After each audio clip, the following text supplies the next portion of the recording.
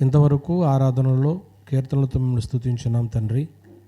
ఈ సమయమందు లేఖనములోనుటకు సిద్ధపడుతూ ఉన్నాం. సమయోచితమైనటువంటి జ్ఞానముతో మీ దాసులను నన్ను నింపండి.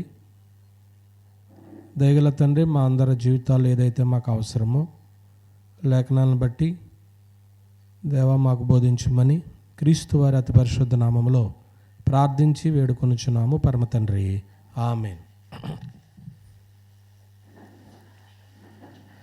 దేవునికి స్తోత్రాలండి. నేడు ఆరాధికులుగా చేరవచ్చిన దేవుని బిడ్డలైన మీ అందరికీ ప్రభువైన యేసుక్రీస్తు వారి నామమున వందనాలు తెలియజేస్తున్నాను. ప్రియమైన దేవుని బిడ్డలారా, ఈరోజు దేవుని ఆరాధించడానికి మనం చేరి ఉన్నాం. సమాజంలో ఉన్నటువంటి పరిస్థితులు ఎక్కువ, మనుషులకి ఒత్తిడులు ఎక్కువ ఉంటూ ఉన్నాయి, టెన్షన్స్ ఎక్కువ ఉన్నాయి. ఈ సమస్యల్లో, ఈ ఉద్రిక్తతలో ఏది మనము డిసైడ్ చేసుకోవాలో నిర్ణయం చేసుకోలేక, వాక్యం మన ముందు ఉన్నప్పటికీ మనము సరైనటువంటి ఒక నిర్ణయానికి రాలేని పరిస్థితుల్లో సమాజం కనపడుతూ ఉంటుంది. రెండు రాజ్యాల్లో గుర్చినటువంటి ఒక సంఘర్షణతో మనము ప్రారంభిస్తాం. అపోస్తల కార్యముల గ్రంథము 26వ అధ్యాయము. అపోస్తల కార్యముల గ్రంథము 26వ అధ్యాయములో 16-18 కలిసి ఉన్నాయి. 16 నుంచి చదువుతాం. 26వ అధ్యాయం, అపోస్తల కార్యముల గ్రంథం 26వ అధ్యాయము 16. నీవు నన్ను చూచియున్న సంగతి గూర్చియు, నేను నీకు కనబడబో సంగతిని గూర్చియు నిన్ను పరిచారకునిగాను సాక్షిగా నియమించటకే కనబడి ఉన్నాను. ముందు 16 అన్నానా, 26? రైట్, 26ఏనా? ఓకే. నేను 16 అనుకో. నీవు లేచి నీ పాదములు మోపి నిలువుము. నేను ఈ ప్రజల వలనను అన్యజనుల వలన హాని కలగకుండా నిన్ను కాపాడేదను. విషయం వస్తుంది చూడండి. వారు చీకటిలో నుండి వెలుగులోనికి, సాతాను అధికారము నుండి దేవుని వైపుకు తిరిగి నా యందలి విశ్వాసము చేత పాపక్షమాపణను పరిశుద్ధపరచబడిన వారిలో స్వాస్యమును పొందినట్లు వారి కనులు తెరుచుటకే నేను నిన్ను వారి యొద్దకు పంపేదనని చెప్పాను. రెండు రాజ్యాలు కనపడుతున్నాయి ఇక్కడ. ఒకటి చీకటి రాజ్యము, రెండు వెలుగు రాజ్యం. చీకటి రాజ్యము ఎవరికి సాదృశ్యము? అపవాదికి సాదృశ్యం. వెలుగు రాజ్యము దేవునికి సాదృశ్యం. ఇదే సంగతి ఎఫెసీయులకు రాసిన పత్రిక 5వ అధ్యాయము, ఎఫెసీయులకు రాసిన పత్రిక 5వ అధ్యాయము 8. మీరు పూర్వమందు చీకటి ఏంటిరి, ఇప్పుడైతే ప్రభునందు ఏమై ఉన్నారో వెలుగు. అంటే ఇక్కడ రెండు రాజ్యాల గురించినటువంటి సంఘర్షణలో మనం ఏది అనేటువంటి డిసైడ్కి రాలేకపోతుంది సమాజం, మనం కూడా. ఇప్పుడు నేను సాతాను రాజ్యంలో ఉన్నానా, దేవుని రాజ్యంలో ఉన్నానా అనేటువంటి సందిగ్ధంలో ప్రజలు ఉండిపోయారు. బాప్తిసం పొందిన తర్వాత ఎవరి రాజ్యంలోకి వచ్చేస్తాం? దేవుని రాజ్యంలోకి వచ్చేస్తాం. అప్పటి వరకు ఎవరి రాజ్యం కింద ఉంటారో? అపవాది రాజ్యం కింద ఉంటారు. అయితే చీకటిలో నుంచి వచ్చిన తర్వాత, సాతాను అధికారంలో నుంచి వచ్చిన తర్వాత ఒక నిర్ణయం తీసుకోలేకపోతున్నారు, టెన్షన్ పడుతున్నారు. అదే ఈరోజు పాఠం, టెన్షన్స్ ఆఫ్ టుడే, నేటి ఉద్రిక్తతలు లేదా నేటి సమస్యలు అనేటువంటి పాఠంలో మనం ఆలోచన చేద్దాం. సాతాను చీకటి రాజ్యానికి అధిపతి, అందులో నుంచి జయించి మనం వచ్చాం. ఒకవేళ సాతాను మనల్ని ఆపలేకపోతున్నాడు అనుకోండి, అంటే ఇతను అనుకున్నది ఏదో స్ట్రైట్ ఫార్వర్డ్గా వెళ్ళిపోతున్నాడు, నిన్నటి వరకు నా స్వాధీనంలో ఉన్నాడో ఇప్పుడేమో వేరే మార్గాన్ని ఎన్నిక చేసుకున్నాడో, ఇప్పుడు ఇతను ఏం చేయాలి? తిరిగి నా వైపుకి తిప్పుకోవాలి అనుకున్నప్పుడు మనం అసలు ఎట్టి పరిస్థితుల్లో లొంగట్లేదు. లొంగని సమయంలో అప్పుడు చేసే పని ఏంటో తెలుసా? మనం వెళుతున్నటువంటి మార్గము వెళ్ళనిస్తాడు, సడన్గా త్రోవ త్రిప్పేలాగా ఏర్పాటు చేస్తాడు. మనం వెళుతున్నట్టే ఉంటుంది, కానీ దారి ఏం చేయిస్తాడో మళ్ళిస్తాడు. నా పాయింట్ అర్థమైంది లేదు మీకు ఇక్కడ? అంటే అపవాది మీరు నా పక్షాన లేరు అంటూనే తన వైపుకి ఏం చేయించుకుంటాడు? మళ్ళిస్తాడు, త్రోవ మళ్ళిస్తాడు. అది చేసే పని మాట అండి. ఏమండి? కారణం ఏంటంటే మనల్ని నాశనం చేయాలనేటువంటిది ప్రధాన కారణం. మనము నాశనంలో ఉన్నామో పడిపోతున్నామని తెలిసి మనం బయటకు వచ్చేసాం.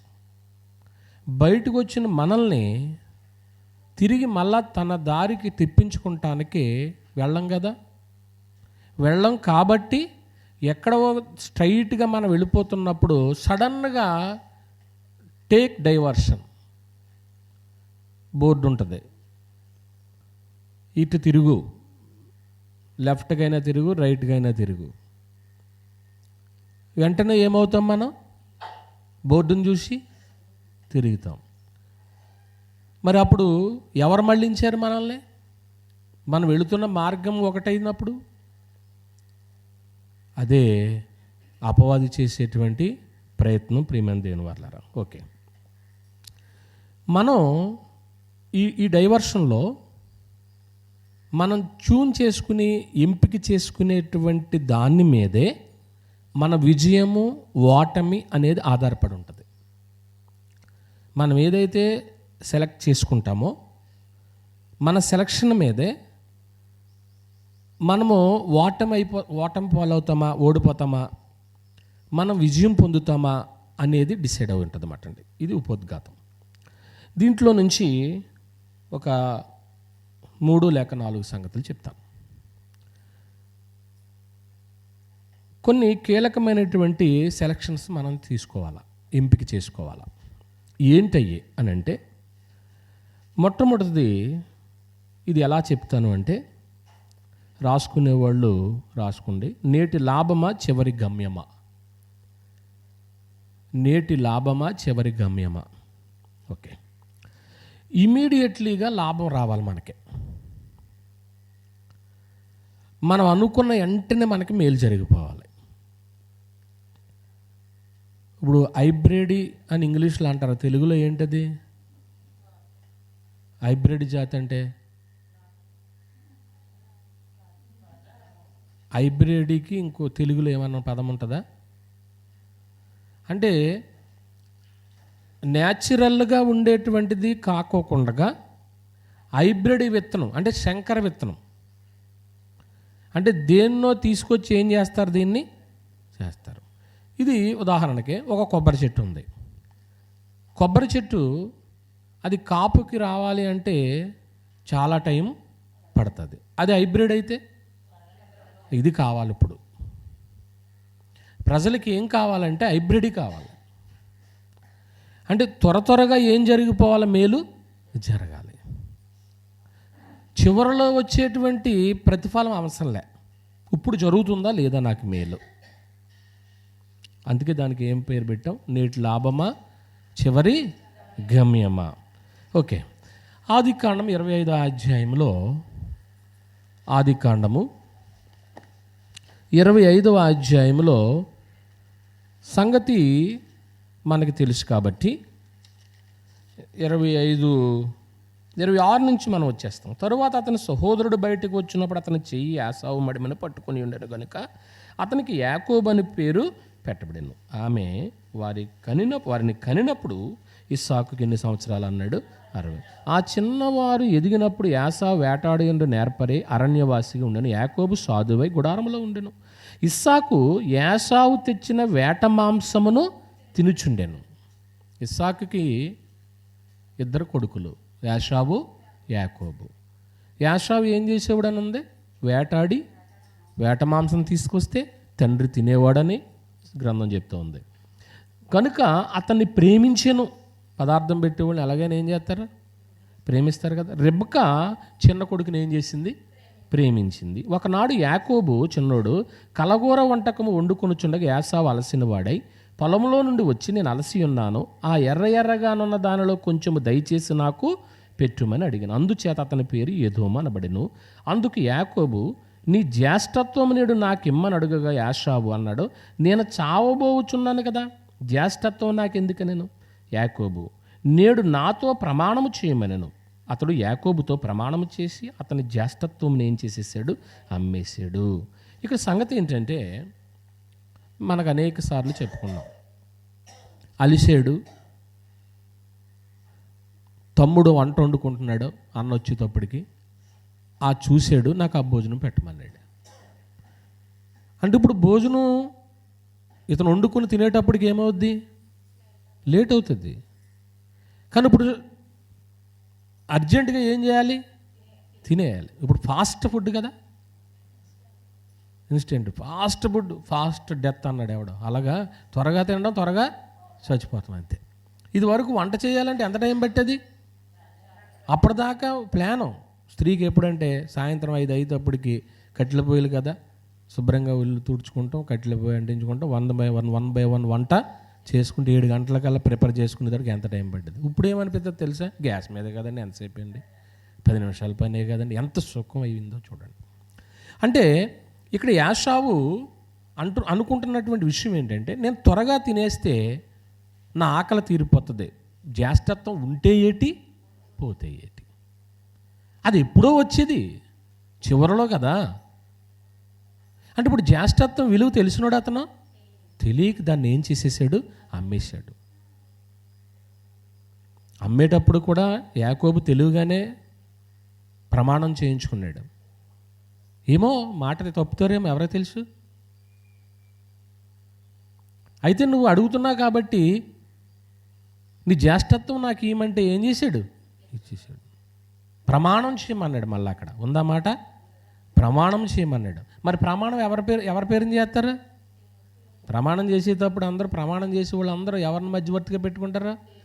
అంతే. ఎందుకంటే ఆయన కంటే ఇంకా గొప్ప వాళ్ళు ఎవరో లేరు కదా. ఆయన పేరును ప్రమాణం చేసేసాడు. మరి నోటి నుంచి వచ్చిన మాట ఖచ్చితంగా ఏమవ్వాలా? అంతే. ఎవరి నోటైనా ఏదైనా దేవుడికి ఒక మాట ఇచ్చారనుకోండి, మనిషికి ఒక మాట ఇచ్చారనుకోండి, ఖచ్చితంగా అది ఏమైపోవాలా? నెరవేరిపోవాలంటాడు. సంఖ్యాకాండం 30 అధ్యాయము 2వ వచనంలో, నీ నోట నుంచి వచ్చు మాట తప్పక నెరవేర్చవలెను అంటాడు. అందువల్ల ఇక్కడ ప్రస్తుతానికి ఆకలి బాధతో జ్యేష్ఠత్వాన్ని ఏం చేసేసుకున్నాడు? అమ్మేసుకున్నాడు. హెబ్రీయులకు రాసిన పత్రిక 12వ అధ్యాయము, హెబ్రీయులకు రాసిన పత్రిక 12వ అధ్యాయము 11వ వచనాన్ని మనం చూస్తాము. హెబ్రీ మరియు అదిగోండి, ప్రస్తుతం సమస్త శిక్ష ఎలా కనపడద్ది? ప్రజెంటు ఎవరైనా మనకి పనిష్మెంట్ ఇచ్చారనుకోండి, అది ఎలా కనపడద్ది? వాళ్ళ మన కంటికి ఎలా కనపడతారు? ఎవరైనా మనకి పనిష్మెంట్ ఇచ్చారనుకో ఎలా కనపడతారు? ఇప్పుడు నేనే ఉన్నాను, మీకు ఏదైనా పనిష్మెంట్ వేసాను అనుకోండి, మీకు ఎలా కనపడతాను? ఒక రాక్షసుడిలా కనపడతాను. ఎందుకని? పాస్టర్ గారు మాకు ఏం వేసాడు? పనిష్మెంట్, శిక్ష వేసాడు అంటాడు. అది ఎందుకు వేయబడింది? మీరు సరిగా లేకపోవటం వల్లనే కదా. అలాగే నేను సరిగా లేను అనుకోండి, పిల్లలు సరిగా లేరు అనుకోండి, దేవుడు పనిష్మెంట్ ఇస్తాడు. అయితే ఏం జరిగిందో కంటిన్యూ చేద్దాం. సమస్త శిక్షనే దుఃఖకరముగా కనబడును, సంతోషకరముగా కనబడదు. దాని యందు అభ్యాసము కలిగిన వారికి అదండి. దానిలో మనం అభ్యాసం చేస్తే ఫైనల్గా వచ్చేటువంటిది ఏంటంట? ఒక ఫలం, ఒక నీతి అనేటువంటి ఒక ఫలం వస్తుంది. మరి ఇప్పుడు పనిష్మెంటు యాసావు దగ్గరికి వద్దాం. యాసావుకి ఆకలి పనిష్మెంట్ అనుకోండి, దేవుడు పరీక్ష పెట్టాడు. కాసేపు ఓపిక పడితే చక్కటి పదార్థాన్ని దేవుడు ఏం చేద్దాడు, అతనికి ఏర్పాటు చేద్దుడు. కానీ ఏం చేసుకున్నాడు? కొన్నిసార్లు మనకి ఎలా ఉంటుందంటే త్వరగా అయిపోవాలి, దీవెనలు వెంటనే వచ్చేయాలి అని అనుకుంటూ ఉంటాం. కానీ చివరిలో వచ్చే దీవెనల కొరకు ప్రస్తుతం ముందే మనం పోగొట్టుకుంటున్నాం. తాత్కాలికమైనటువంటిది. యేసుప్రభు వారు ఉన్నారు. యేసుప్రభు వారు దేవునికి ఏకైక కుమారుడు. ఆ కుమారుడికి భూమి మీద ఉన్నంత కాలము కూడా తాను సంతోషపడినటువంటిది ఒకరోజు చెప్పండి. శరీరధారిగా ఉన్న దినాల్లో మహారోదనం, రోజు బాధే. అక్కడ మాట ఏం జ్ఞాపకం చేసుకోవాలంటే, దేవునికి కపటము లేని కుమారుడైన, ఏ దోషము లేని కుమారుడు, కానీ ఆ కొడుక్కి ఏం తగిలిన గాయాలు తగిలినాయి. కపటము లేని వాళ్ళకే గాయాలు తగులుతూ ఉంటాయి. కొన్నిసార్లు మనకున్నటువంటి ఆ శిక్ష ఉందో చూశారు, దాన్ని మనము ఓర్చుకున్నట్లయితే చివరిలో ఏం ఫలం పొందుతాం? నీతి అనే ఫలం పొందుతాం అన్నమాట. శ్రమ పడుతున్నామని మనము బాధపడవలసినటువంటి అవసరత ఏమాత్రం లేదు ప్రియమైన దేవుని వాళ్ళారా. ఏమండి, సుఖమును మనము ఎక్కువగా ఆశపడడానికి అవకాశం లేదు. ఏం చేద్దాం చెప్పండి? ఇక్కడ ఇప్పుడు తాత్కాలికంగా మనకి సుఖం కావాలా, ఫైనల్లో వచ్చే సంతోషం కావాలా? ఒక నెల ఓపిక పెట్టారనుకోండి, దేవుడు ఇస్తాడు.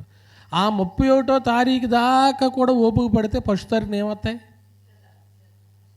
అప్పుడు ఎలా ఉంటుంది? సంతోషం అంట. అది దృష్టిలో పెట్టుకుంటారు.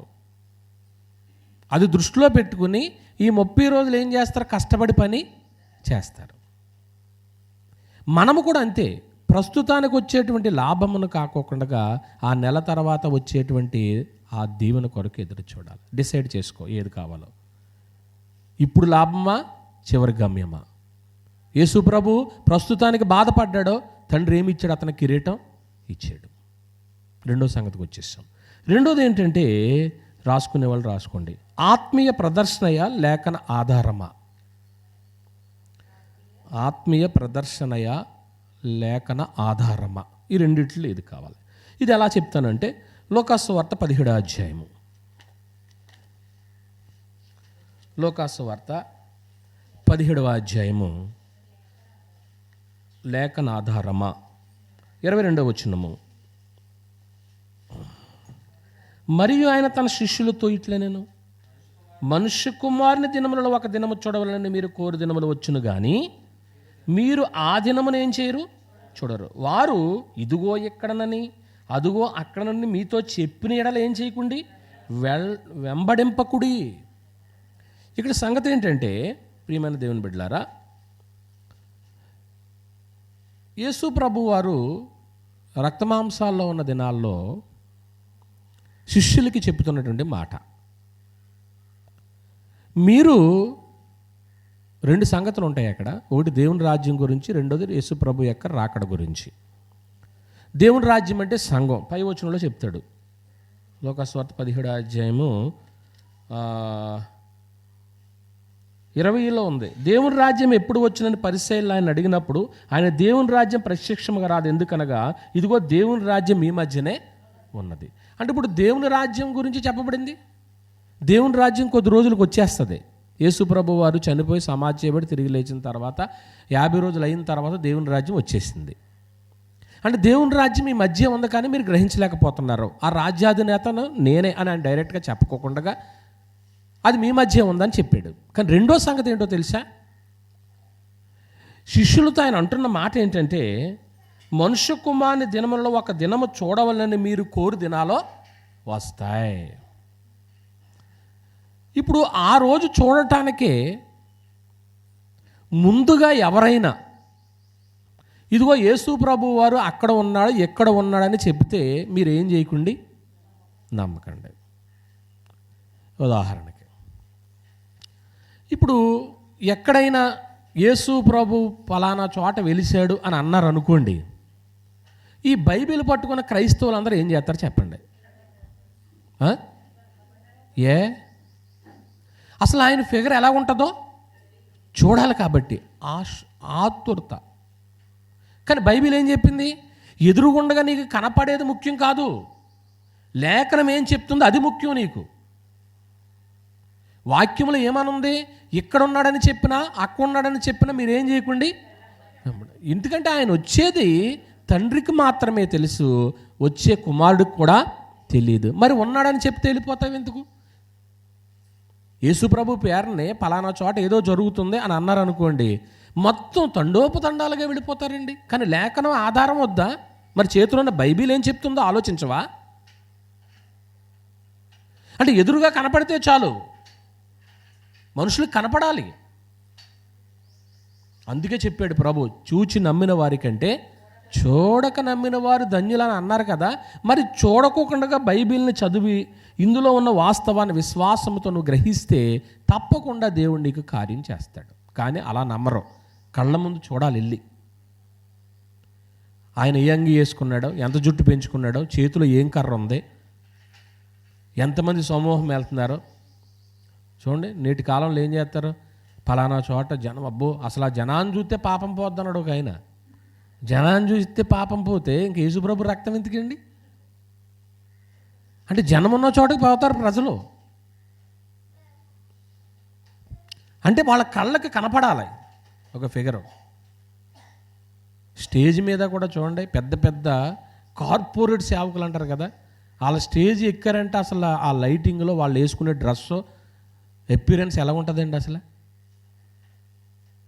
గ్రహించారు మీరు? ఎప్పుడైనా చూస్తారు కదా టీవీలో. అంటే ఆ లుక్ చూస్తేనే వాళ్ళకి అమ్మయ్య తరించిపోతారన్నమాట. చేతిలో బైబిల్ ఉంటుంది, అక్కడ నిలబడినటువంటి వ్యక్తి బైబిల్ చెప్పడం, కాసేపు కథలు చెప్తాడు, ఏదో చెప్తాడు, అయిపోతుంది. కానీ నీ చేతిలో బైబిల్ ఉంది, ఇంట్లో కూర్చుంటావో, నలుగురుంటే 4 బైబిళ్ళు ఉంటాయి, కానీ బైబిల్ ఏం చెప్తుందో అది అవసరం లేదు నీకు. ఎదురుగుండా కనపడితే చాలు మాట అండి. ఇక డిసైడ్ అవ్వలేకపోతున్నారు ప్రజలు. దీన్ని మరో లేఖనం ఎలా చెప్తానంటే, రాజుల దినవృత్తాంతాల మొదటి గ్రంథం 13వ అధ్యాయం. దినవృత్తాంతాల మొదటి గ్రంథము 13వ అధ్యాయము తీసుకున్నారా? 7వ వచనం నుంచి మనం చదువుతాం. వారు దేవుని మందస్సమును ఒక క్రొత్త బండి మీద ఎక్కించి అభినాదాబు ఇంటి నుండి తీసుకుని వచ్చిరి. ఇక్కడ ఫిలిస్తీన్ల దేవుని మందసాన్ని తీసుకెళ్ళిపోయారు. అసలు మందసం ఎవరిది? ఇశ్రాయేలీయులది. వాళ్ళ దగ్గర ఉంటే వాళ్ళు కాపాడుకుంటారు. ఎలా కాపాడుకోవాలో అలా తెలుసు. ఇప్పుడు బైబిల్ ఎలా చదవాలో మీకు తెలుసు, బైబిల్ని ఎంత పరిశుద్ధంగా చూడాలో మీకు తెలుసు. పిల్లలకి ఇవ్వండి బైబిల్, ఏం చేస్తారు? చింపేస్తారు. ఇది పరిశుద్ధ గ్రంథం అని వాళ్ళకి తెలుసా? ఇప్పుడు ఆదివారపు ఆరాధన ఉంది, ఆదివారపు ఆరాధన క్రైస్తవులకి అన్యులకా? ఇది క్రైస్తవులకే. ఒకళ్ళు అన్యులు ఎవరైనా వచ్చి కూర్చుని విన్నా కానీ వాళ్ళకు కొన్ని సంగతులు ఏమవ్వో అర్థం కావు. ఇది కేవలం క్రైస్తవులకే. ఇప్పుడు వాళ్ళ మందస్సును తీసుకెళ్ళారు. మందస్సును తీసుకెళ్ళి ఏదో వీళ్ళ దగ్గర నుంచి అపహరించిపోయామనేటువంటి భ్రమలో ఉన్నారు తప్ప, అది వాళ్ళ దగ్గర ఉంటే వాళ్ళకి మేలు జరిగిందా కీడు జరిగిందా? కీడే జరిగింది. దాని గురించి నీకు తెలియనప్పుడు ఉపయోగం ఏముంటుంది? ఇది మన దగ్గర ఉండకూడదు అని అనుకుని అప్పుడు వాళ్ళు ఏం చేశారు తెలుసా? తిరిగి దీన్ని ఏం చేద్దాం, ఇశ్రాయేల్ దేశానికి పంపించేద్దామని ఒక కొత్త బండి ఒకటి తయారు చేయించి, ఆ బండి ఎడ్ల బండి తయారు చేయించి, కాడిమోయిన కొత్త ఆవులను తీసుకొచ్చి, ఎడ్లను తీసుకొచ్చి ఆ మందసాన్ని దాని మీద పెట్టి పంపేయారు. ఇప్పుడు చూసిన వాళ్ళందరికీ ఏమనిపిస్తుంది చెప్పండి? ఇశ్రాయేలీయుల కంటే ఫిలిస్తీన్లే దేవుని యందు ఏం కలిగి ఉన్నారో? భయభక్తులు. ఎందుకంటే మందసానికి కొత్త బండి చేయించారు, మందసానికి కొత్త ఎడ్లు కొన్నారు, ఇంకా కొన్ని బంగారంతో కొన్నటువంటి కొన్ని వస్తువులు తయారు చేస్తారు వాళ్ళు. చూసిన వాళ్ళకి కీలక భక్తి ఉందని అనిపిస్తుంది. కానీ దేవుని పద్ధతి ఏంటో తెలుసా? లేఖన ఆధారం ఏంటో తెలుసా? నిర్గమాకాండం 25వ అధ్యాయము 14 వచనాన్ని మనం చూసినప్పుడు, వాటిలో ఆ మందసము మోయుటకు అంటే ఇప్పుడు అర్థం ఏంటి చెప్పండి? ఫిలిష్తీయుల యొక్క పద్ధతి ఏమో ఎడ్ల బండి, ఇశ్రాయేలుకి దేవుడిచ్చిన పద్ధతి ఏంటి? భుజాల మీద మోయుడు. ఇప్పుడు ఏది కరెక్టు? కానీ ప్రజలకి ఏది బాగుంటుంది? చూసారా? ప్రస్తుతానికి అందంగా కనపడుతుందా లేదా? ఒక గుడి ఉంటాయి, కొన్ని గుళ్ళు చూడండి, వాళ్ళ దగ్గర డబ్బులు ఎక్కువ ఉంటాయి కాబట్టి గుళ్ళు శృంగారంగా కడతారు. అసలు ఆ గుడులకు చాలా చర్చ్ అంటే ఎలా ఉండాలి? చర్చ్ అంటే ఇదేంటి అనుకుంటారు. అసలు చర్చ్ అంటే కట్టడం కాదు కదా. చర్చ్ అంటే మనందరిని కూర్చున్నాన్ని మనల్ని ఏమంటారు? చర్చ్ అంటారు. అంటే వాళ్ళ కంటికి కనిపించాలి. కానీ లేఖనం ఏం చెప్తుంది? మీరు మందస్సాన్ని దేని మీద మొయ్యాలా? అది మొయ్యాలి. కహాతీయులు భుజం మీద మొయ్యాలా. ఇది ఎడ్ల బండి మీద మోసుకెళ్ళడం కాదు. మీ బైబిల్ మీరు చేతితో తెచ్చుకున్నప్పుడు ఎంత బాగుంటుంది.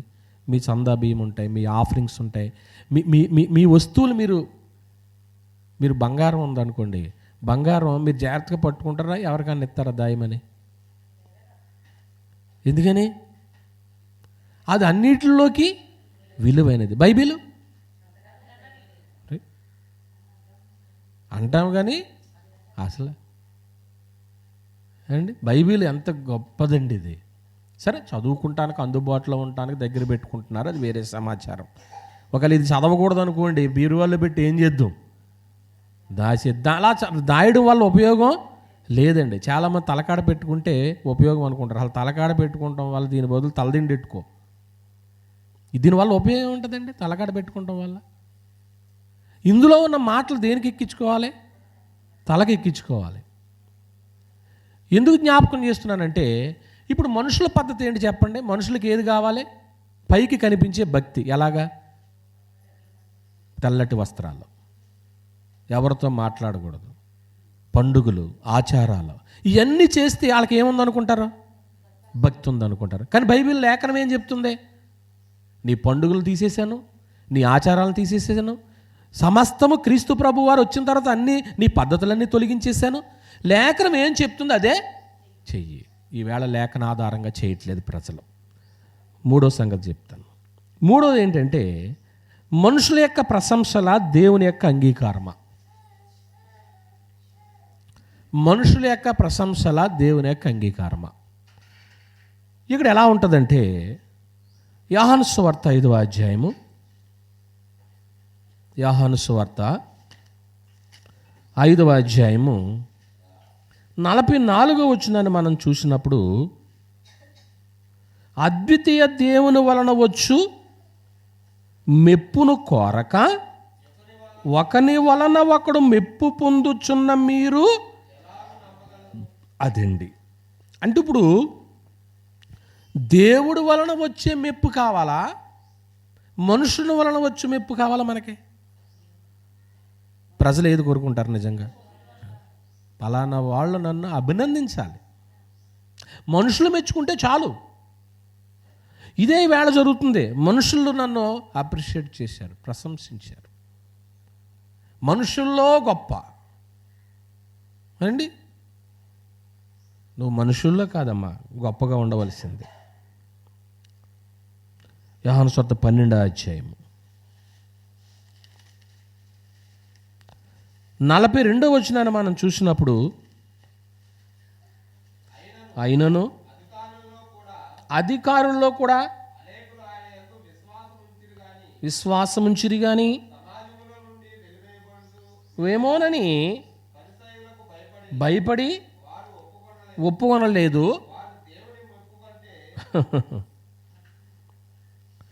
దేవుని మెప్పు కంటే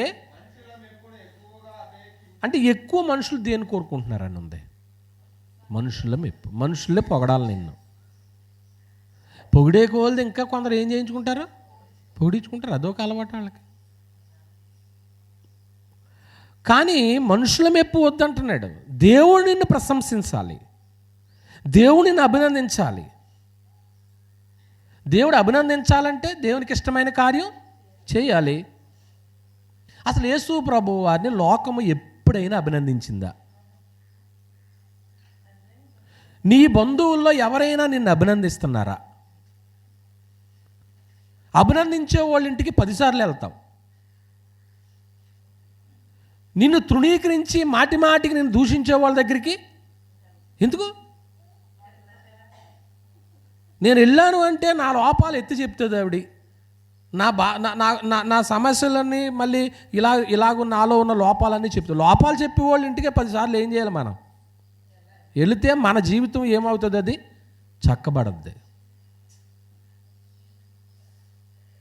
అంటే హెచ్చరిక చేస్తారు మనల్ని.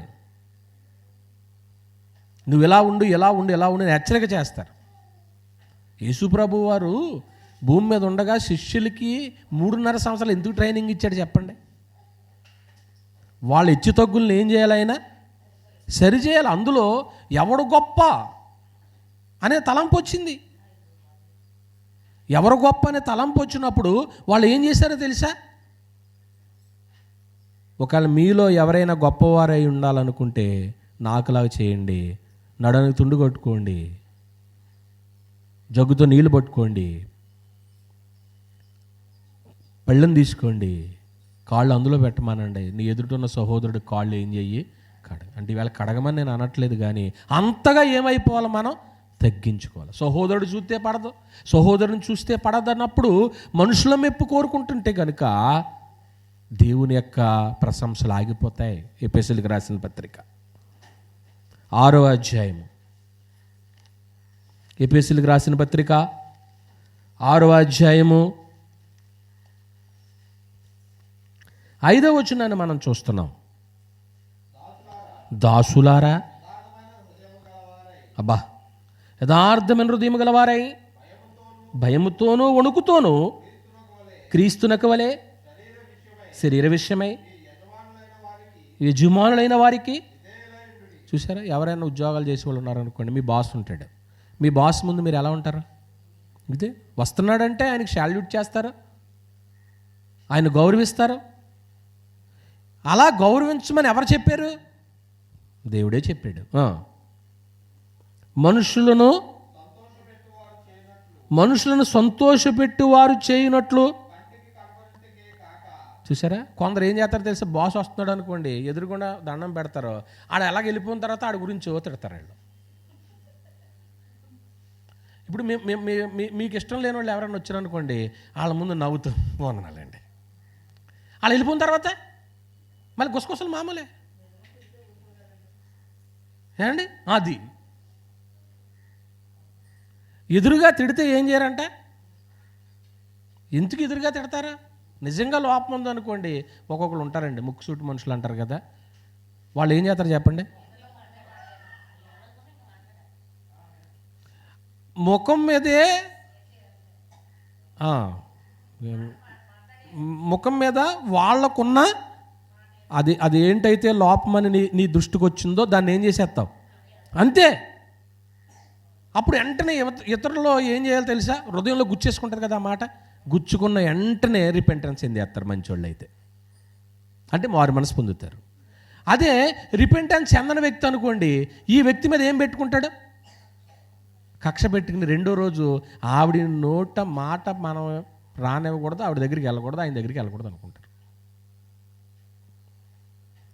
అక్కడ సందర్భం ఏముందో చూడండి. మనుషులు సంతోషపెట్టువారు చేయనట్లు కంటికి కనబడుటకే కాక క్రీస్తు దాసులమని ఎరిగి దేవుని చిత్తమును మనఃపూర్వకముగా ఏం చేద్దాం? జరిగిందము. మనుషులకు చేసినట్టు కాక ప్రభువునకు చేసినట్లు ఎలా చేయండి? సేవ ఉందా? అక్కడ సేవ అనే మాట ఉందా? ఇప్పుడు నేను సేవ చేస్తున్నాను. నా సేవ వేరు, మీ సేవ వేరు. ఏమండి? మేము మా పిల్లలు దేవుని పరిచయం చేస్తాం. ఇప్పుడు నేను ఇక్కడ ఉన్నాను, నేను పరిచయం చేస్తాను, లేదా నా కోడలో నా కుమారుడు మా భార్య పరిచయం చేస్తారు. ఇప్పుడు మీరు ఏదైనా మాకు పరిచయం చేయాలనుకోండి, మేము మనుషులం అనుకుని చేస్తున్నారా, దేవుని పిల్లలం అనుకుని చేస్తారా? అది అమ్మో, దైవజనుడికి మనం చేశామంటే ఎవరికి చేసినట్లు? దేవుని ప్రతినిధి. కానీ నేను మనిషికి చేస్తున్నానని అనుకుంటే నువ్వు చేయలేవు, చేసినా కానీ దానివల్ల ఉపయోగం లేదు. ఇంకా చక్కటి మాట మాట్లాడుతున్నాడు. 8వ వచనమా, ఇష్టపూర్వకముగా ఈ ప్రభువుకు చేసిన ఇష్టపూర్వకంగా ఏం చేయండి? సేవ. ఇష్టపూర్వకంగా సేవ ఎలా ఉంటుందండి? ఇష్టంతో చేసే సేవ. అబ్బా, ఇష్టంతో. ఒకళ్ళు అమ్మ 10 అయిపోయింది బుక్ మూసే అన్నా కానీ మొయ్యరు. ఎందుకని? వాళ్ళకి చదువు అంటే ఏంటి? ఇష్టం. మీరు ఎప్పుడైనా రాత్రి 10 దాకా బైబిల్ చదివిన వాళ్ళు ఎవరైనా ఉన్నారో చేయొద్దండి. రాత్రి 10 వరకు నేను 8 కూర్చున్నానండి, 10 దాకా బైబిల్ చదివండి అన్నవాళ్ళు. నేను 9 గంటలకు కూర్చున్నానండి, 10 గంటల దాకా బైబిల్ చదివాను అన్నవాళ్ళు ఎవరైనా ఉన్నారా? నేను 5 నిమిషాలు మాత్రమే బైబిల్ చదువుతున్నాను అన్నవాళ్ళు చేయొద్దండి. అంటే చదవడానికి ఏమి ఇవ్వట్లేదు, అంటే ఇష్టం లేదంతే. టైం లేదా? మళ్ళీ ఇక్కడ కూడా అడుగుతాను, టైం లేదా, ఇష్టం లేదా? టైం లేదు. అది టైం లేదు. టైం లేదనుకోండి, దాని గురించి నేను మాట్లాడడానికి సరిపోను. ఎందుకంటే దేవుడు 24 గంటలు ఇచ్చాడు. అందులో కొన్ని గంటలు నిద్రకే, కొన్ని గంటలు వంటకే, కొన్ని గంటలు ఉద్యోగానికే, కొన్ని గంటలు అయిపోయినాయి. ఇంకెక్కడ ఉన్నాయి తినడానికి? మీకు దేనికి లేదు టైము. దావీదు భక్తుడు 40 సంవత్సరాలు ఇశ్రాయేలుని ఏం చేశాడు తెలుసా? మహారాజుకి ఖాళీ ఉంటుందా, బిజీ ఉంటుందా? బిజీగా ఉన్న గ్రంథాన్ని ఏం చేసేవాడు? దాని టైం దానికి ఇచ్చేయాలి. దాని టైం దానికి ఇచ్చేయాలి. మీరు ఖచ్చితంగా చదవండి. సేవ చేసేటప్పుడు ఎలా చేయండి? ఇష్టంగా చేయండి. నేను చూస్తాను ఈసారి. మీరు బరకం తీసేటప్పుడు కూడా ఇలా మొక్కలు ఒకసారి నాయన సైలెంట్గా మీరు ఫోటోలు తీయండి. ఎవరైనా కుర్చీలు ఎత్తేటప్పుడు, బరకం తీసేటప్పుడు, అక్కడ గిన్నెలు కడిగేటప్పుడు, వంట చేసేటప్పుడు మీరు ఫోటో తీస్తున్నట్టుగా వీళ్ళకి ఎవరికి తెలవకూడదు. అసలు వీళ్ళ ఫేస్లు ఎలాగున్నాయి నేను చూడాలి. ఇష్టంతో చేస్తున్నారా? ఎందుకు వచ్చిన సేవ ఇది మాకు? ఇప్పుడు అవుద్దా ఈ పని? ఒకళ్ళు చూడండి, అంట్లు తోమేటప్పుడు నేర్చుం తప్పదు.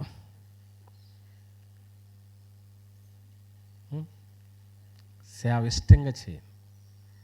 నేను ఇష్టంగా చేశాను అనుకోండి, ఇంకా దేవుడు నా ఆయుష్ని పెంచుతాడు. నా కొడుకు ఇష్టంగా సేవ చేస్తున్నాడు, కొన్ని రోజులు ఇద్దామా అని ఇస్తాడు. నేను ఇష్టంగా చేయట్లేదు అనుకోండి, ఎందుకు? నా వల్ల, నీ వల్ల ఈ భూమి ఎలా అర్థమైపోవాలని గొడ్డలు ఎక్కడ పెట్టాడో తెలుసా? చెట్టు వేరున పెట్టి వేసేస్తాడు అంతే. అందువల్ల 8వ వచనం కూడా చదివేశారా? దాసుడైనను స్వతంత్రుడైనను మీలో ప్రతివాడును ఏ సత్కార్యము చేయనో దాని ఫలము ప్రభు వలన. ఎవరైనా, దాసుడైనా బాస్ అయినా, ఇష్టపూర్వకంగా చేయండి, దేవునికి చేసినట్టు చేయండి. ఖచ్చితంగా ఏం పొందుతారు అంటే, ఇప్పుడు మనుషుల యొక్క ప్రశంసలు కావాలా, దేవుడు మెప్పు కావాలా? దేవుడు మెప్పే కావాలన్న వాళ్ళు మనుషుల మెప్పు కోసం ఏం చేయకండి, పని చేయకండి. 3 చెప్పాను, చివరి చెప్తాను. చివరిది ఏంటంటే రాసుకోండి, పోటీయా సహకారమా. పోటీయా సహకారమా, ఈ పాయింట్ చెప్పుకుంటాం. రైట్. ఇది ఎలా ఉంటుంది అంటే, కొందరు వాక్యం చదువుకుందామే. సమూయేలు మొదటి గ్రంథం 18వ అధ్యాయం. సమూయేలు మొదటి గ్రంథము 18వ అధ్యాయము 6 నుంచి వచ్చేస్తాము. దావీదు ఫిలిష్తీయులను హతం చేసి తిరిగి వచ్చినప్పుడు స్త్రీలు ఇశ్రాయేలు ఓళ్ళన్నిటిలో తంబురలతోనూ సంబరములతోనూ వాద్యములతోనూ పాడుచు నాట్యమాడుచు రాజైన సౌలుని ఎదుర్కొన్నట్టుకు వచ్చిరి. ఆ స్త్రీలు గాన ప్రతిగానములు చేయొచ్చు, వాయించచ్చు. సౌలు 1000 కొలది, దావీదు 10,000 కొలది. శత్రువులను ఏం చేశారు? అతను. ఆ మాటలు సౌలుకి ఎలా లేవు, ఇంపుగా ఉండనందున అతడు బహు కోపము తెచ్చుకొని, వారు దావీదునకు 10,000 కొలది, నాకు 1000 కొలది అని స్తుతులు పాడిరే, రాజ్యము తప్ప మరి ఏమి తీసుకుంటాడో. ఓకే, ఇక్కడ విషయం ఏంటంటే, ప్రియమైన దేవుని వారలారా, యుద్ధం చేసింది, గొల్యాది మీదకి వెళ్ళి యుద్ధం చేసింది ఎవరండి? దావీదు. అసలు వాస్తవానికి యుద్ధం ఎవరు చేయాలండి? మనుషులందరూ చేయకోకుండా వాళ్ళ ఇళ్ళలోకి వెళ్ళిపోయినప్పుడు యుద్ధం చేయవలసింది ఎవరో తెలుసా? రాజు చేయాలి. ఎందుకు నిన్ను రాజుగా దేవుడే అభిషేకం చేశాడు? నువ్వు నిలబడతావనే కదా. నీ ఇంటికి బాస్గా నిన్ను ఎందుకు పెట్టాడో తెలుసా? నీ కుటుంబాన్ని చక్కదిద్దుకుంటావనే కదా. ఇప్పుడు ఆడబిడ్డలుగా మీరు అందరూ కూడా మీ ఇంటికి మీరే బాసులు అనుకోండి, దేవుని స్తోత్రం, దేవుడు మీకు అధికారం ఇచ్చాడు అనుకోండి, సంతోషించండి. నేను ప్రార్థన చేయాలి. మీరు మీ ఇంటిని ఏం చేసుకుంటారు చెప్పండి? పాడు చేసుకుంటారా? అలా ఇల్లుని అసలు ఎంత చక్కగా కట్టుకుంటుంది స్త్రీ. కట్టుకుంటామంటే ఇంటిని సిమెంట్లతో కట్టుకుంటుందని కాదు, ఇటుకలతో కట్టుకుంటుందని కాదు, తన భర్తని, తన పిల్లల్ని చక్కని విధేయతతో. కానీ తల్లి యొక్క హితోపదేశం బిడ్డలకు నచ్చాలి, భార్య యొక్క హితోపదేశం భర్తకి నచ్చాలి. అప్పుడు ఆ ఇల్లు ఎలా ఉంటుంది? అబ్బా, గృహమే స్వర్గస్యం అన్నారు పెద్దలు, తెలుసా? అసలు స్వర్గం అంతా ఎక్కడ కనపడద్దంట? గృహంలో. ఒక్కొక్క భర్త, ఈ బాబు ఇంటికి వెళ్ళకూడదండి, ఇంటికి వెళ్ళామంటే నరకంలోకి వెళ్ళిపోతాం అనుకున్నాడు అనుకో, ఇంటికి వస్తాడా? ఇంటికి వెళ్ళగానే అమ్మో నా భార్య వెళ్ళగానే నా కొరకు మంచి పదార్థం సిద్ధం చేసి ఉంచుతా అన్నప్పుడు ఆనందంతో వచ్చేస్తాడు. ప్రియమైన దేవుని బిడ్డలారా, సౌలు యుద్ధం చేశాడు, అతని వల్ల కాలే. గొల్యాతు మీదకి ఏం చేయలేకపోయాడు, వెళ్ళటానికి భయపడిపోయి అంతఃపురానికే దాసోహం అయిపోయాడు. అంటే అంతఃపురానికే దాసోహం అయిపోయాడు అంటే అర్థం ఏంటి? నేను యుద్ధం చెయ్యలేను. ఎన్ని రోజుల నుంచి అంటున్నాడు, రోజు కేకలేస్తున్నాడు కదా మైదానం మీదకి వచ్చి, 40 రోజులు. రా, ఎవడొస్తాడో రండి, మీ రాజ్యంలో నుంచి ఒకడు రండి, నేను ఒక్కడనే వస్తాను, ఇద్దరం పోరాడతామో, మేము జయించబడితే మీకు దాసులం అయిపోతామో, మీరు జయించబడితే మాకు దాసులు అవ్వండి. పూర్వం యుద్ధాలు జరిగాయి, పాత నిబంధన అంతా యుద్ధాలే. ఆ టైంలో జడిసిపోయారు, ఎవరు రాలేదు. కుర్రోడు వెళ్ళాడంతే. ఎవరో దావీదు వెళ్ళి యుద్ధం చేశాడు. నిజంగా దావీదుకు ఉన్నటువంటి అనుభవం గొప్పది కదా. దావీదు గారికి ఉన్నటువంటి అనుభవం, ఆ రోజు గొర్రెపిల్లని తోడేలు ఎత్తుకుపోతుంటే, సింహం ఎత్తుకుపోతుంటే ఏం చేసేసాడు? చేసేసాడు. మొదటి నుంచి కుర్రోడికి యుద్ధం యొక్క నా వేళ్లకు యుద్ధం నేర్పినవాడు నువ్వే అన్నాడు దావీదు. ఎన్ని పాటలు రాసేసాడండి గొర్రెలు కాసేటప్పుడు. అప్పుడప్పుడు మీరు కూడా చూడండి, వంటలు చేస్తున్నారు అనుకోండి, పాటలు ట్యూన్లు కొత్తవి వచ్చేస్తాయి, మీకు కొత్త ట్యూన్స్ వచ్చేస్తాయి నోట్లో నుంచి. అప్పుడు రాసేయండి కాగితం మీద, ఆదివారం ప్రజెంట్ చేసేయండి ఆ పాట. అమ్మ ఈ పాట ఎప్పుడు రాసావంటే, బాధల్లో నుంచి పాట వచ్చింది, నన్ను అనేక మంది తిడుతున్నప్పుడు ఈ పాట వచ్చింది, నేను ఉత్సాహంతో ఉన్నప్పుడు పాట వచ్చింది. ఎప్పుడైనా రాశారు పాటలు మీరు?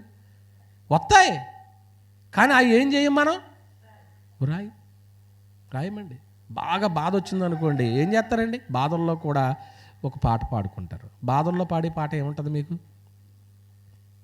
ఇప్పుడు వద్దులే, మళ్ళీ లిస్ట్ తీయాలంటే మళ్ళీ పెద్ద పని మీకు. ఏమండి, సంతోషంతో వచ్చేటప్పుడు పాట ఏంటండి? సియోను పాటలు సంతోషముగా పాడుచు సియోను వెళ్ళోదము, ఇలా పాటలు పాడుకుంటూ ఉంటారు. అలా దావీదు ఎన్నో పాటలు పాడేశాడు. ఇప్పుడు యుద్ధం చేసేసాడు. విషయానికి వచ్చేసాం. యుద్ధం చేసినప్పుడు దావీదుకి 10,000, సౌలుకి ఎన్ని అన్నారు? 1,000 అన్నారు. ఇప్పుడు సౌలు మనసులోకి ఏం వచ్చేసింది? అసూయ వచ్చేసింది. ఇప్పుడు అసూయ రావడం వల్ల అవతల వారికి నువ్వేమైపోతావో తెలుసా? వీళ్ళలోనే ఏమి లేదు, ఐక్యత లేదు, పోటీ తత్వం వచ్చేసింది. పోటీ ఏంటి? మనం అందరం ఒక దాన్ని ఏమంటే యూనిటీగా ఉన్నాం. ఇప్పుడు యూనిటీగా ఉన్నప్పుడు మనలో పోటీతత్వం ఉండొచ్చా? ఇప్పుడు ఎవరైనా ఒక సహోదరుని అభినందించారు అనుకోండి, మీరందరూ ఏం చేయాలా? ఇప్పుడు మీరు కూడా కలిశారనుకోండి, సంఖ్య ఏమవుద్ది? ఇప్పుడు సౌలుకి 10,000, దావీదుకి 1000, 2 కలపండి. 11,000కి బలం ఉంటుందా? 1000కి బలం ఉంటుందా? మరి ఇక్కడ నీకు పోటీ ఎందుకు వచ్చింది? ఇక్కడ దావీదు మీద ఎందుకు నువ్వు కక్ష పెట్టుకున్నావు? ఇప్పుడు ఆ రోజే దావీదు లేకపోతే నీ రాజ్యం ఏమైపోదు, నీ ప్రజలు ఏమైపోదురు? నా పాయింట్ అర్థమవుతుంది మీకు ఇక్కడ? అంటే ఇక్కడ పోటీతత్వం కాదు, అందరూ యూనిటీ మాట. ఇప్పుడు కుడి ప్రక్క ఉన్నటువంటి వారు ఉన్నారు, వీళ్ళని అభినందించాను అనుకోండి, ఎడం ప్రక్క ఉన్నటువంటి వాళ్ళని కూడా ఏం చేయాలి? అభినందించాలి. యేసు ప్రభు వారు ఉన్నప్పుడు కూడా శిష్యులు ఈ భేదం వచ్చేసింది. ఒకరు ఎక్కువ, ఒకరు తక్కువ అనే భేదం వచ్చేసింది. అప్పుడే చెప్పాడు ఆయన, ఈ తారతమ్యత ఉండకూడదు. దేవుని రాజ్యంలో గొప్పోళ్ళుగా ఉండాలనుకున్న వాళ్ళు తాను ఏం చేసుకోండి? తగ్గించుకో. అందుకే కదా ఆ తల్లి వచ్చి అడిగింది. ఏమడిగింది తల్లికి కొంచెం స్వార్థం. ఏమని? నా కొడుకు బాగుండాలా. ప్రతి తల్లికి ఉంటుంది నా కొడుకు బాగుండాలని. జబదే కుమారుల తల్లి వచ్చి, ఇదిగో యేసుప్రభువా, కుడివైపున ఒకళ్ళని ఎడమ, అంటే ఇంకెవరు కూర్చోకూడదా? అంటే ఇప్పుడు సమానత్వం చేసిందా చేయలేదా? అంటే వాళ్ళు ఇద్దరు ఉంటే చాలు, కానీ మిగిలినటువంటి రిమైనింగ్ ఎంతమంది ఉంటారు చెప్పండి? 10 మంది. మరి ఈ 10 మంది ఎక్కడ ఉండాలా? అది పోవడానికి యేసుప్రభు వారు ఆ 5 రొట్టెలు 2 చేపలు కూడా చెప్పుంటాడు. ఉదాహరణకి 5 రొట్టెలు 2 చేపలు ఉంటాయి కదా, ఎంతమంది పెట్టాడు? అబ్బా, మీకు బాగా తెలుసు. పాట కూడా పాడతారు మీరు చిన్నపిల్లలు. మా మనవడు కూడా పాడతాడు, నేర్పాను నేను చిన్నప్పుడు. 5 రొట్టెలు 2 చేపలు ఎంతమంది పెట్టారు? 5. ఎన్ని గంపలు? 12 గంపలు. ఏం చేశారు? 12 గంపలు ఏం చేశారు? నేను అప్పుడప్పుడు ఈ గుర్తు వచ్చినప్పుడు నాకు పాయింట్ గుర్తొస్తుంది. మనకి జరిగే సంఘంలో జరిగేది కూడా చెప్తాను. ఒకటే, ఏదన్నా ఓ పదార్థం మిగిలితే మీరు చేస్తారులే అంటే నేను చూసి చెప్తాను. డిస్పోజబుల్ గ్లాసులు తెమ్మంటుంది ఒక అమ్మాయి. తెమ్మని అందరికీ సమానంగా పనిచేద్ది. అందరికీ సమానంగా ఏదో మిగిలితే కదా, పదార్థాలు వండుకుంటే ఎవరికొకరికి ఏమవుతాయి, మిగులుతూ ఉంటాయి. ఆ మిగిలిన ఏం చేస్తూ ఉంటుంది తెలియదు, సమానత్వం. ఇప్పుడు 12 గంపలు మిగిలినవి. ఇప్పుడు ఈ 12 గంపలు మిగిలినవి శిష్యులందరూ కూడా పోగు చేయమన్నాడు లేదా? అంటే పోగు చేసిన తర్వాత మీరు వెళ్ళిన తర్వాత అడుగురు కానిలే, ఈ 12 తినేశారా, లేదంటే ఈ 12 కూడా అందరికీ సమానంగా పంచుంటారా? మళ్ళా ఇది సమానత్వంగా పంచటానికి క్రొత్త నిబంధన సంఘం ప్రారంభించబడిన తర్వాత కూడా ఒక సమస్య వచ్చింది. ఏంటో సమస్య చెప్పనా? అది కూడా ఇక్కడే. సమస్య అంతా ఎక్కడ వస్తుందో తెలుసా? ఇక్కడేనండి. ఏంటో తెలదు మరే. మొన్న సాల్తీల కూర లేదంట, దెబ్బలాటెట్టాడు. మరి దాచుకుని వెళ్ళొచ్చు కదా, వచ్చి దౌడికెళ్ళి తినేశారు, అయిపోయింది. సమస్య వచ్చింది. ఎక్కడది? అపోస్తుల కార్యాలు తీసుకున్నారా? మీకే బాగా తెలుసు, అటువంటి నాకంటే ఎక్కువ. ఎన్ని అధ్యాయము? 6 తీండి, ముగిస్తాను. 6 చదవండి. ఆ దినములలో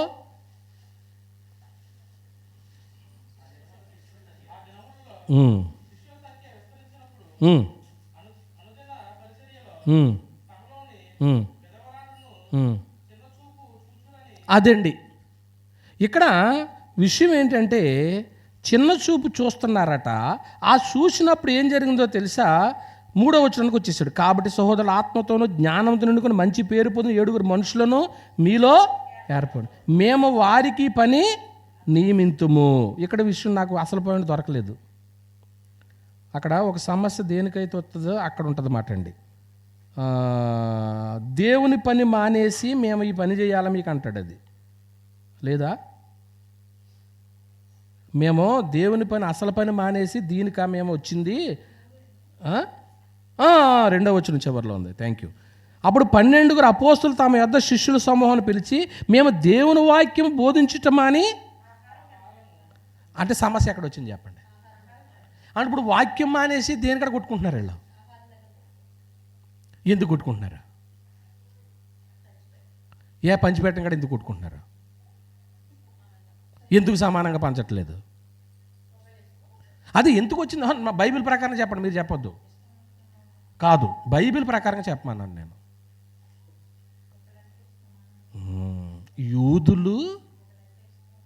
యూదులు గ్రీసు దేశస్తులు, అన్యులు, విధవరాండ్లు అందరూ సంఘంలో ఉండరా?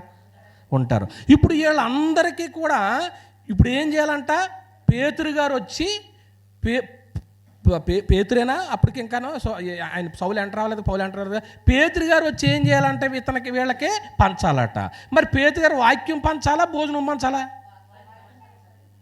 అప్పుడు పేతురు గారి కోపం వచ్చి ఏమన్నాడు తెలుసా? అసలు నేను వచ్చింది ఎందుకు? సాంబార్ పంచుతాక, లేకపోతే నేను వచ్చింది వాక్యం చెప్తాక? అప్పుడు ఏం చేయాలి తెలుసా? మీరు మనసులు మంచిగా లేవు కాబట్టి మీలో మంచి మనసు ఉన్న వాళ్ళని 7 అపాయింట్ చేస్తాను నేను. 7 తప్పు చెప్పినా? రైట్, ఓకే, విషయం వచ్చింది. 7 అపాయింట్ చేస్తాను. 7 అపాయింట్ చేస్తాను. వీళ్ళు ఏం చేస్తారో తెలుసా? మీకు చక్కగా ఏం చేస్తారు? కార్యక్రమాలు చేస్తారు. ఆత్మతోనూ మంచి మనసుతో నిండుకున్నటువంటి మీరు కూడా చూడండి. నేను అప్పుడప్పుడు పాపం మీ సంతోషాలు తట్టుకోలేకపోతాను నేను. ఎందుకో తెలుసా? మీరు ఏదన్నా పదార్థం మిగిలిందనుకోండి, చక్కగా అందరూ షేర్ చేసుకుంటూ ఉంటారు. సమానత్వంగా లేదనుకోండి, మళ్ళీ అది నీకు పనిష్మెంటు. పనిష్మెంట్ మాట అండి. ఇక్కడ విషయం ఏంటంటే సౌలుకి ఎన్ని 10,000, సౌలుకి 1,000 బాగా చెప్పారు, దావీదుకి ఎన్ని? ఇక్కడ పోటీ వచ్చిందా సమానత్వం వచ్చిందా? పోటీ వచ్చిందంటే అప్పుడు సౌలు ఏమనాలి చెప్పండి? సౌలు ఏమనాలి? రైట్, యుద్ధం చేసింది ఎవరో? దావీదు. ఇప్పుడు దావీదుకి కూడా నేను ఏం చేయాలి? సపోర్టు చెయ్యాలి. అప్పుడు సంఖ్య ఏమవుద్ది అనుకుంటే బాగుంటుంది. పోటీ కాకుండా సహకారం ఉండాలి. యోహాను సువార్త 4వ అధ్యాయం, యోహాను సువార్త 4వ అధ్యాయము 1 నుంచి. యోహాను కంటే యేసు ఎక్కువ మంది శిష్యులను చేసుకుని వారికి బాప్తిసము ఇచ్చిన సంగతి పరిసయ్యులు వినిన ప్రభువుకు. ఇక్కడ సంగతి ఏంటంటే 5వ వచనం వరకు రాసుకోండి.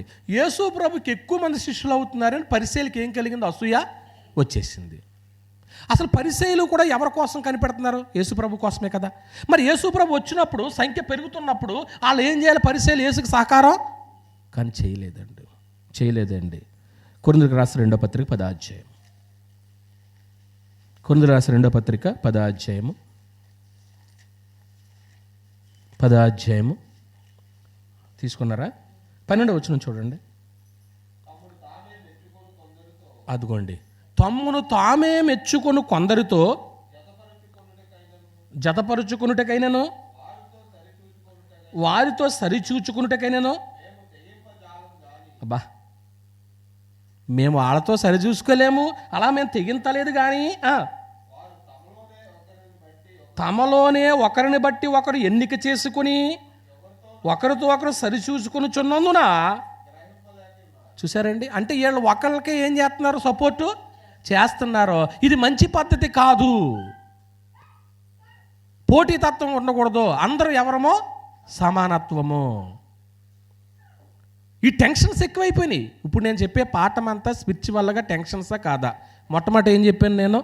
నేటి లాభమా చివరి గమ్యం. అంటే ఇప్పుడు ప్రస్తుతానికి ఏం జరిగిపోవాలి? మనకే మేలు జరగాలి. కానీ చివరిలో వచ్చేదానికోసం నువ్వు చేయట్లేదు. పనంతా చేయి, లాస్ట్లో నీకు ఏదో ప్రతిఫలం ఉంటుంది. ఇప్పుడు ఆదివారపు ఆరాధన మానకుండా వచ్చిన వాళ్ళు ఉన్నారంటే ఇక్కడ సంవత్సరం అంతా ఎంతమంది ఉన్నారు? చేయొద్దండి ఒకసారి. 1, 2, 3 ఉన్నారంట. ఇప్పుడు వాళ్ళకి ఏదైనా బహుమతి ఉంటుందా ఉండదా? నేను ఇవ్వకపోయినా ఎవరిస్తారు? మేము ఇవ్వని ఫిక్స్ అయిపోరని బాధపడకుండా ఏండి, దేవుడు ఇస్తాడు కదా. ఇప్పుడు మీకు సండే స్కూల్ యూత్ క్లాస్ వాళ్ళ టీచర్ గారు రాలేదు, మహిమ రాలేదు. ఇప్పుడు ఆమె ఏం చేద్దాం? మీకు కొన్ని బహుమతులు ఇస్తుంది అన్నమాట అండి. ఇలా ప్రతి ఒక్కరికి అది జస్ట్ ఏదో మనకు అర్థమవడానికి చెప్పేదే. కానీ చివరి బహుమతి ఉంటుంది ఉండదా? ఉంటుంది అన్నమాట. రెండోది ఏం చెప్పుకున్నాం? ఆత్మీయ ప్రదర్శనయ లేఖన. అంటే నీ కళ్ళ ముందు కనిపించేది అని నమ్మకో. వాక్యం చెప్పింది నమ్ము, వాక్యం చెప్పింది నమ్ము. లేఖనం ఏం చెప్తుంది? కొత్త బండి మీద ఎక్కించుకు రావాలా, మందసం భుజాల మీద మొయ్యాలా? మరి కొత్త బండి మీద ఎక్కించుకొచ్చితే అది భక్తి అనుకుంటున్నారు. కానీ అసలు లేఖనం ఏం చెప్తుంది? మూడోది, మనుషుల యొక్క ప్రశంసల నిన్ను ఎవరు అభినందించాలంటే దేవుడే అభినందించు. చివరిది ఏం చెప్పుకున్నాం? పోటీయా సహకారం. ఇప్పుడు మనం ఏం చేయాలి? సహకారులు ఉండాలి. ఇప్పుడు ఆ మాట చివరికి వచ్చేస్తున్నాము. కొరింథీయులకు రాసిన 2వ పత్రిక 10వ అధ్యాయము 13 నుంచి వచ్చేస్తాము. మేమైతే మేరకు మించి ఏం పడం, కానీ మీరున్న స్థలము వరకు రావాలని దేవుడు మాకు. అబ్బబ్బబ్బా, ఎంత బలమైన మాట వాడాడు చూడండి. కొలిచి ఇచ్చిన మేరకే లోబడి ఏం చేస్తున్నాం అంటే ఇప్పుడు అందరికీ కూడా దేవుడు పరిమాణం ప్రకారం ఇచ్చేసాడండి. ఉదాహరణకి ఇప్పుడు వీళ్ళిద్దరు ముందు కూర్చున్నారు, వీళ్ళిద్దరిని తీసుకుందాం. వీళ్ళిద్దరు బాప్తిసం పొందారు. బాప్తిసం పొందినప్పుడు ఆవిడికి సమానమైన వరం ఇచ్చాడు దేవుడు, ఈవిడికి సమానమైన వరమే ఇచ్చాడు. నాకు సమానం. అందరికీ కూడా పరిశుద్ధాత్మ వరం సమానమా? హెచ్చు తగ్గులు ఉన్నాయా? సమానమే. మరి ఇప్పుడు సమానముగా ఉన్నప్పుడు అందరం ఏం చేసుకోవాలి? సహకారం చేసుకోవాలి. పోటీతత్వం అనేటువంటిది లేదు. అప్పుడు దేవుడు మనల్ని దీవిస్తాడు. ప్రియమైన వారు అంటున్నాడు కదండి, మేరకు మించి మేము ఏం చెయ్యం. మాకు సరిహద్దులు పెట్టాడు దేవుడు. ఆ సరిహద్దులు వరకు ఇప్పుడు మీ స్థలం సరిహద్దులు, నా స్థలం సరిహద్దుల వరకే ఉంటాం. ఆ సరిహద్దులు దాటి ఎవరైనా వచ్చేసారనుకోండి, అప్పుడు మనం గొడవకి వెళ్తాం. ఇది మేము ఇక్కడ వరకే మాది మా కాంపౌండ్ ఇది, ఇక్కడి నుంచి నువ్వు ఎందుకు వచ్చావు ఏమండి? అప్పుడప్పుడు మనం మాట్లాడలేం. ఇది నా యొక్క ప్రాపర్టీ, ఇది నా ప్రాపర్టీకి ఇక్కడ వరకే అని అన్నప్పుడు, ఉదాహరణకి మన మందిరం కాంపౌండ్ ఉంది, ఈ కాంపౌండ్లోకి ఎవరైనా వచ్చారనుకోండి ఖచ్చితంగా అడుగుతారా అడగరా? ఎందుకని? ఇది ఎవరి ప్రాపర్టీ? గాడ్స్ ప్రాపర్టీ, దేవుని సొత్తు. ఇది దేవుని సొత్తు. మేము మేరకు మించి ఏం చెయ్యము, అతిశయపడము అంటున్నాడు మాట అండి. కనుక ఒక చక్కటి మాట ఉంటుందండి, నాకు ఆ మాట దొరకలేదు. సరిచూసుకొనమనే మాట ఉంది ఒక చోట ఎక్కడైనా, 12లో ఉంది. ఒకరితోనొకరు సరిచూసుకొనుచున్నందున, ఒకరికంటే ఒకరు ఎక్కువ అనుకోకుండా సరిచూసుకుని సమానత్వంగా సహకారంతో మనం వెళ్ళిపోతే దేవుడు మనకేమిస్తాడో తెలుసా? ఈ టెన్షన్స్ అన్నీ తీసేసి, ఈరోజు నేను బోధించిన పాఠం ఏంటంటే టెన్షన్స్ ఫర్ టుడే. నేటి ఉద్రిక్తతలు ఎలా డిసైడ్ అవ్వలేకపోతున్నారు. కానీ నువ్వు లేఖనాన్ని అర్థం చేసుకో, సహకారిగా ఉండు. అప్పుడు మనం ఎలాగున్నప్పుడు దేవుడు మనకి అన్నిటిలో ఏమిస్తాడో తెలుసండి, విజయం ఇస్తాడు. కొరింథీయులకు రాసిన మొదటి పత్రిక 15వ అధ్యాయము 57వ వచనాన్ని మనం చూసినప్పుడు,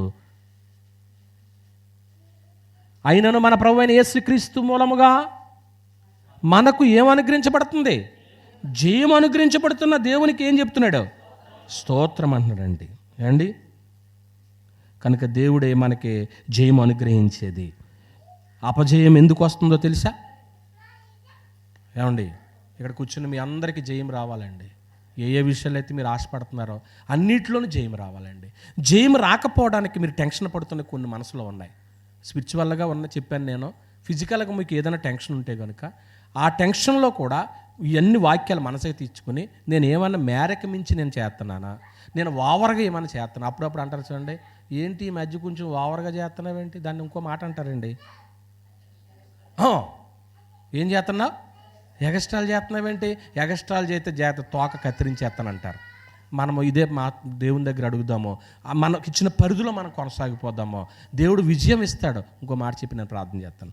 ఒక్కొక్కసారి మనకి విజయం రాకపోవడానికి కారణం ఏంటి చెప్పనా? నిన్న ఎవరో మన సన్నిబాబుని ఆడెవడో ఏం చేశాడని చెప్పావు, ఒంగో పెట్టి గుద్దేశాడు. ఎందుకు గుద్దేశాడు? వీడు ఎందుకు ఏడుతున్నాడో, ఎలా రాలేదు వాడు, వీడు ఎక్కడున్నాడో, ఏమండి ఎక్కడున్నాడు? బయటే ఉంటాడేంటి? ఇది నాకు చాలా బాధ కలిగే మాట. ఇది లోపల కూర్చోబెట్టి వాక్యం బోధించాలి, నేర్పించాలి. పిల్లలకి తెలియదు, మనమే నేర్పించాలి.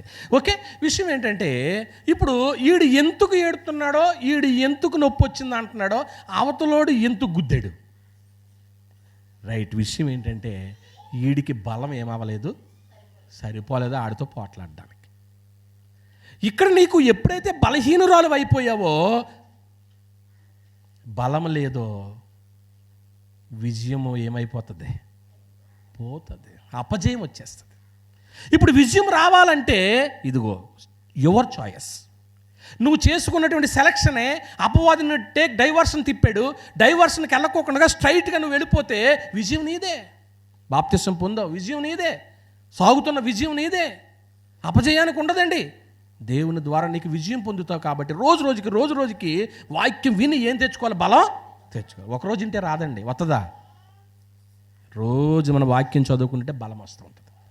ఇప్పుడు బలవంతులుగా మనం ఉన్న అపవాది వచ్చాడు అనుకోండి, ఒక్క గుద్దు గుద్దండి అపవాదిని. దావీదు ఎన్ని దెబ్బలు కొట్టాడండి గొల్యాతుకి? అమ్మా ఒకటే అండి. ఏమైపోయాడు? మీరు అపవాదికి ఎన్ని దెబ్బలు కొట్టినా కానీ మీ ఇంట్లో ఆడే పైసై ఉంటుంది. బలం సరిపోతలేదు. ఏం సరిపోతలేదు? బలం. కనుక బలం సరిపోక టెన్షన్ పెట్టేసుకుంటున్నారు. ఇప్పుడు మీ టెన్షన్లో పోవాలి, కూల్ అవ్వాలంటే మీరు ఇదిగో డిసైడ్ చేసుకోండి. మీరు చేసుకున్న ఎంపిక మీకు విజయమా అపజయం అనేటువంటి డిసైడ్ చేస్తుంది. ఈ మాటలను బట్టి నేను హెచ్చరించుకుంటూ మిమ్మల్ని అందరినీ హెచ్చరిస్తూ ఇంతటితో ముగిస్తున్న మీ అందరికీ వందనాలండి. కళ్ళు మూసుకోండి, ప్రార్థన చేసుకుందాము. మమ్మల్ని మిక్కిలిగా ప్రేమించిన మా కన్న తండ్రి, నేటి ఉద్రిక్తతల మధ్య ఈ టెన్షన్స్తో మా కాలం గడుపుతున్నాం. ఎలా నిర్ణయించుకోవాలి? మనుషులు చెప్పే వినాలా, లేఖనం చెప్పేది వినాలా? ఇప్పుడు తాత్కాలికంగా వచ్చేటువంటి మేలు కావాలా, చివరిలో వచ్చేటువంటి ఆశీర్వాదం కావాలా? యాషావు అలాగే పోగొట్టుకున్నాడు. తండ్రి, పోటీతత్వం కావాలా, సహకారం కావాలా? ఈ మధ్యనైనా మేము కొట్టుమిట్లు ఆడుతున్నాం, మాకు అపజయం వచ్చేస్తుంది, అపవాదికి బలం వచ్చేస్తుంది. కానీ మేము అపవాదిని జయించాలంటే మాకు బలం కావాలి. మేము చేసుకునేటువంటి ఎంపికే విజయానికి అపజయానికి దారితీస్తుంది. ఈ మాటల్లో ఆలోచింపచేయమని, హృదయాల్లో ఫలింపచేయమని, మిగతా మేలుకరంగా మార్చమని మా ప్రభువైన యేసుక్రీస్తు వారి పేరటి ప్రార్థన అడుగుచున్నాను తండ్రి. ఆమేన్. అందరికీ